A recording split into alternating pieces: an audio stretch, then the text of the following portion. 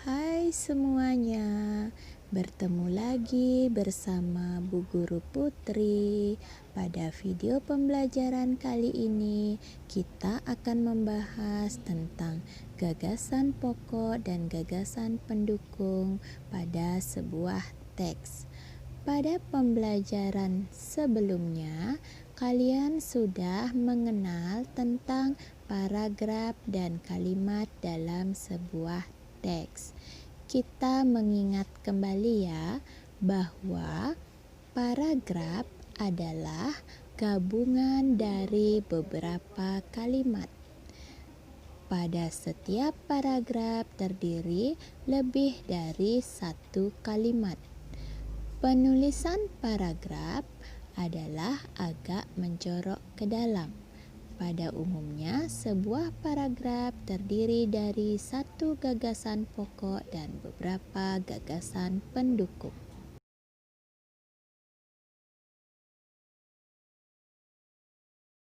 Nah, anak-anak, ada yang tahu tidak apa hubungan paragraf, kalimat, gagasan pokok, dan gagasan pendukung pada sebuah teks?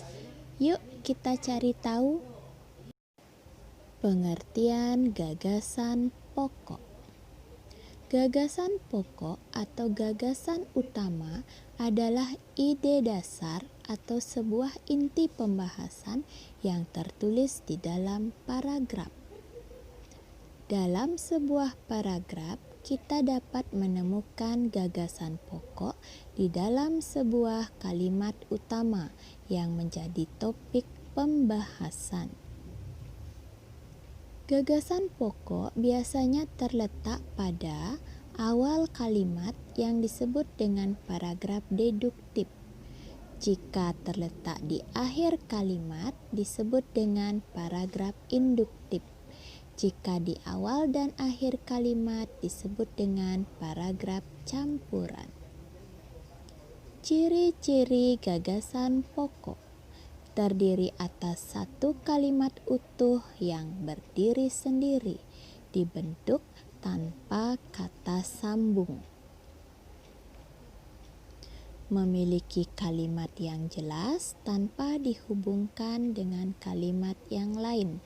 Gagasan pokok yang ada di akhir umumnya ditandai dengan kata oleh karena itu, kesimpulannya, oleh sebab itu, dengan demikian, dan lain-lain.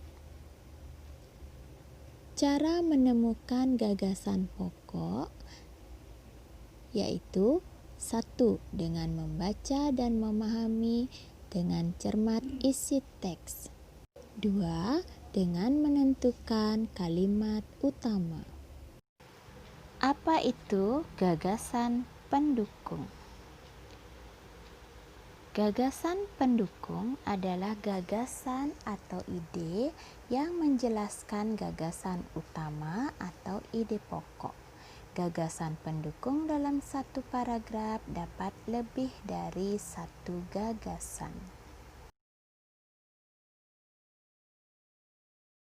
Nah, pada pembelajaran sebelumnya, kalian sudah bisa menentukan jumlah kalimat pada sebuah paragraf. Pada teks yang berjudul Pawai Budaya, paragraf pertama terdiri dari 6 kalimat. Ini berarti satu kalimat sebagai gagasan pokok dan 5 kalimat lainnya sebagai gagasan pendukung. Mari kita temukan gagasan pokok dan gagasan pendukung pada paragraf pertama. Pada paragraf pertama ada 6 kalimat. Nah, anak-anak, bisakah anak-anak menemukan yang manakah sebagai gagasan pokok? Gagasan pokok adalah inti pembahasan dalam sebuah teks. Dari ke-6 kalimat tersebut, kira-kira yang manakah yang merupakan inti pembicaraan atau pembahasan dalam paragraf pertama? Ya, benar sekali. Kalimat pertama adalah sebagai gagasan pokok karena menjelaskan tentang apa yang terjadi dalam paragraf pertama. Dan kalimat kedua, 3, 4, 5, dan 6 disebut sebagai gagasan pendukung. Selanjutnya, kita akan menuliskan gagasan pokok dan gagasan pendukung pada sebuah peta pikiran. Anak-anak, simak peta pikiran berikut ini.